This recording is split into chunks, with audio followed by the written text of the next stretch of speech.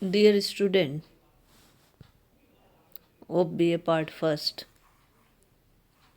today we will discuss the story A Cup of Tea by Catherine Mansfield.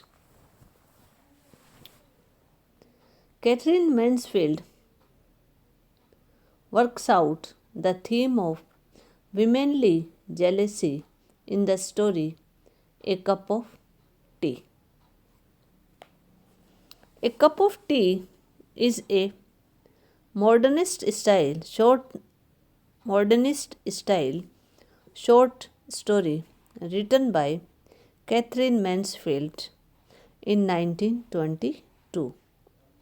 Rosemary, the protagonist, is caught up in a fantasy of helping others, but it doesn't go as planned.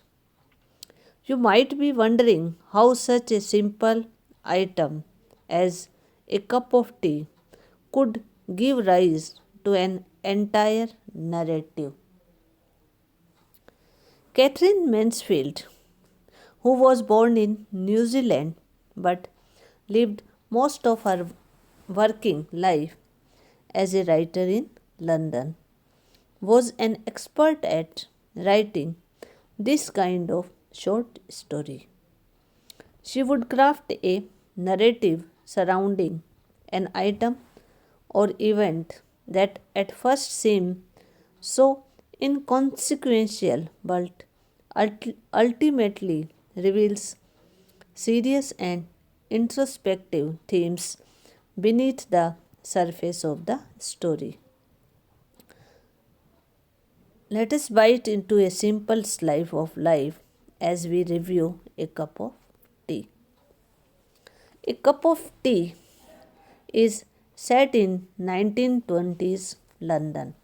Rosemary Fell, the protagonist, is a wealthy young maiden. We meet her while she is on a shopping trip in town. In an antique shop, she examines an expensive jewelry box that she would love to own. Yet, after inquiring about the price, she decides against the purchase, at least for that day. Without the longed for purchase, Rosemary returns to the street where she is approached by a poor, rigidly looking young woman about her own age. The young woman asks for the price of a cup of tea and says she has no money, which Rosemary finds unmingable. Suddenly, inspired by the tales of Dostoevsky that she has recently read, Rosemary experiences a charitable inspiration and takes the girl home. Of course, the reader questions, as Mansfield intended, the true sincerity of Rosemary's impulse. We all believe in helping the less fortunate.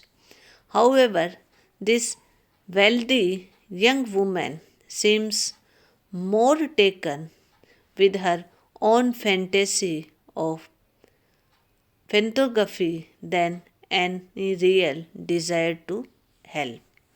At any rate, the young Miss Smith does go home with Rosemary and is given an abundant tea with all the trimmings. While they were having the tea, Mr. Fell, Mr. Philip, comes into the bedroom and finds this unexpected guest.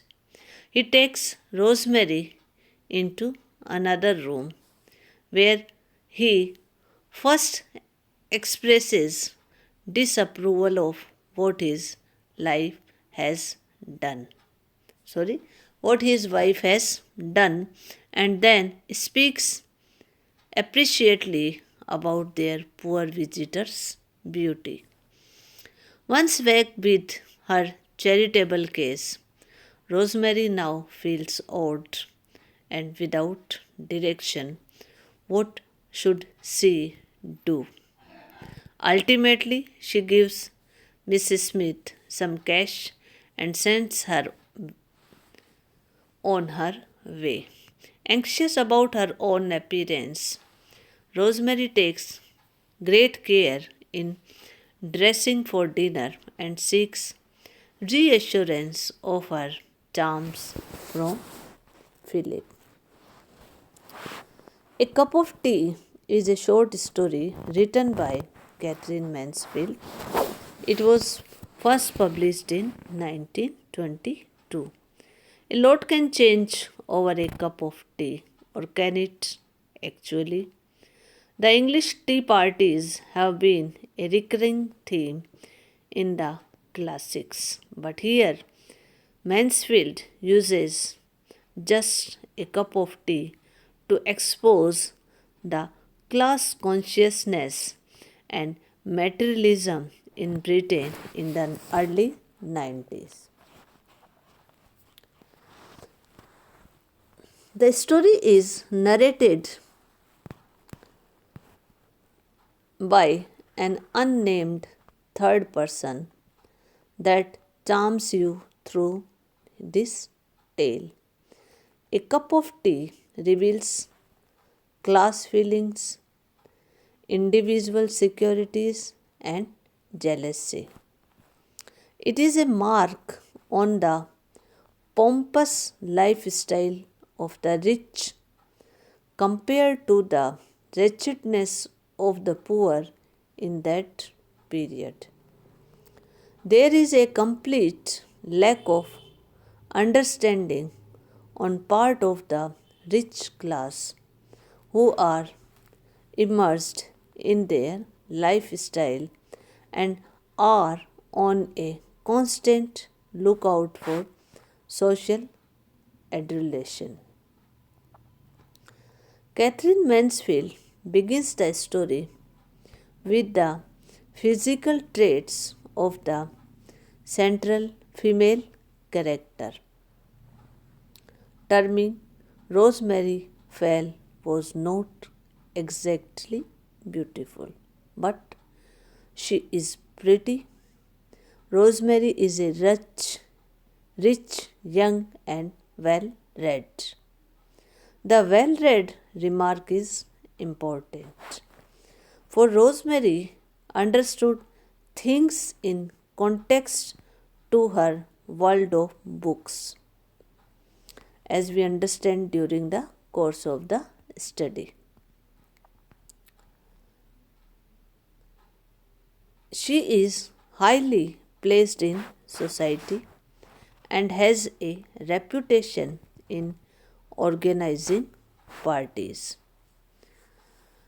Rosemary was married 2 years back.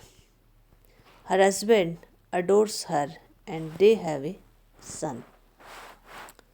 The rich lifestyle of Rosemary is given thrust by telling the readers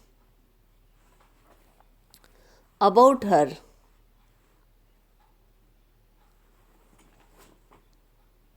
wealth to show from Paris, while others may go to Bond Street. The narrator engages the reader with the remark that ensure them to have the same socio-economic outlook. There is a section devoted to Rosemary's dedication at buying of flowers at the florist. She has the time and money to select those and those and those at the shop. A girl from the shop carries the purchase to car waiting for Rosemary. So it is established that Rosemary could buy anything on which she set her eyes to.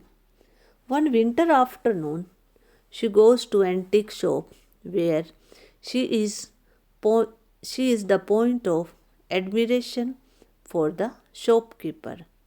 He has kept an executive little box for her and she asks for it to be kept aside. After hearing its price at 28 guineas, while leaving the shop, Rosemary sees a plump tea kettle at the shelf just above the shopkeeper's head. She comes out of the shop and the weather is quite harsh. She thinks one ought to go home and have an extra special tea.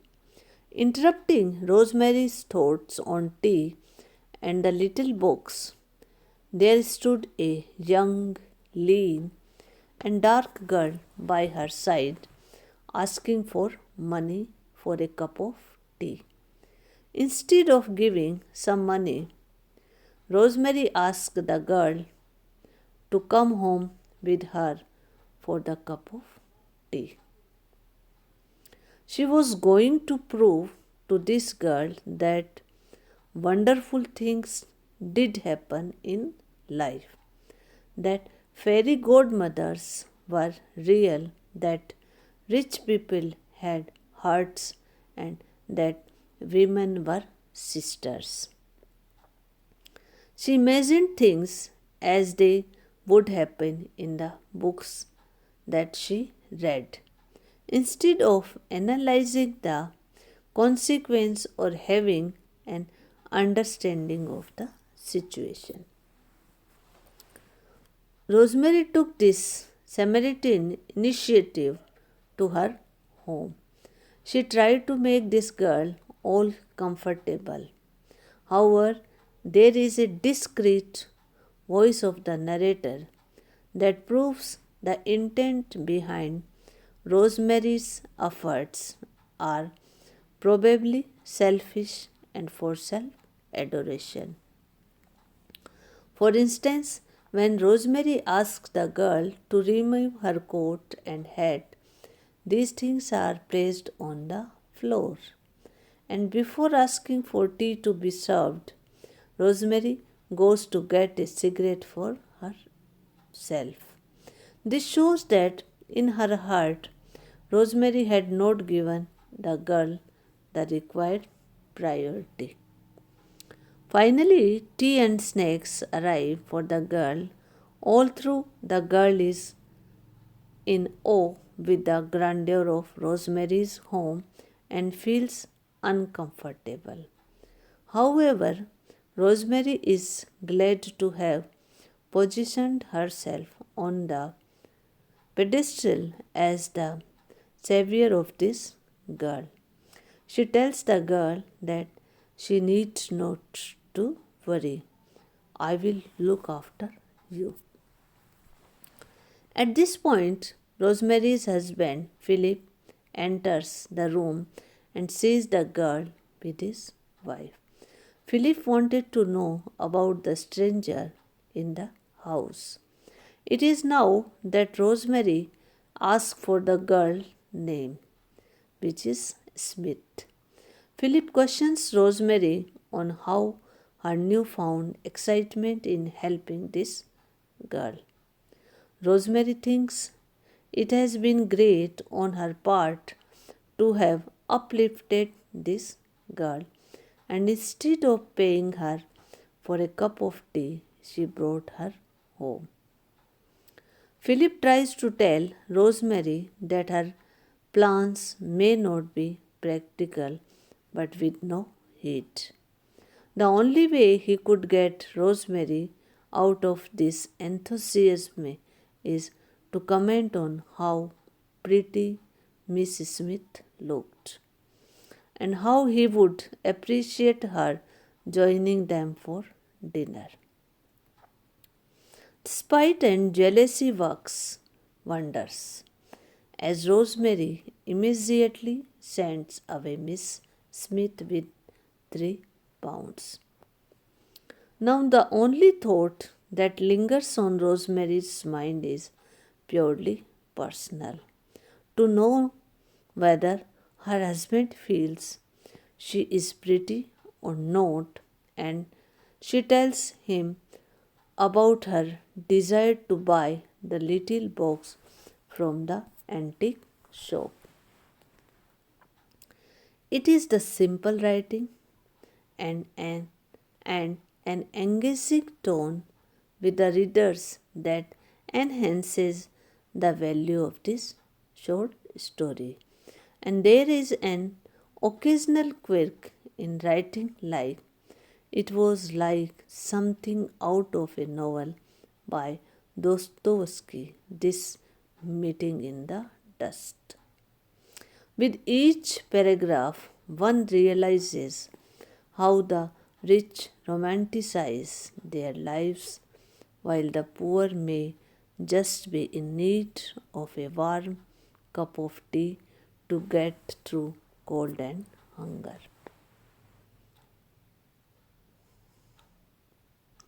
So, this is the story of, of A Cup of Tea by Catherine Mansfield.